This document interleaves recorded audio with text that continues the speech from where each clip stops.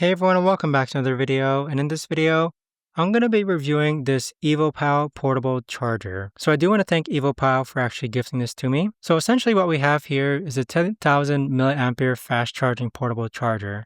It's very slim, it's very portable. First off, we also have the wire here. So essentially how this wire works is that you have a Type-C cable right over here, and it's going to be able to actually extend just like this, but it also has a multifunctional purpose in which this could actually go ahead and act as some sort of like wrist strap, just like that. We do have inputs right over here. So we have a USB input and then also a Type-C input as well.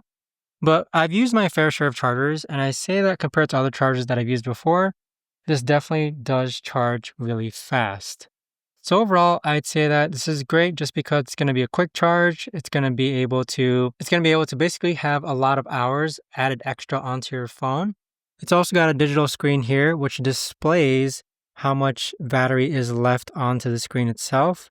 But overall, I've had no problems with this whatsoever.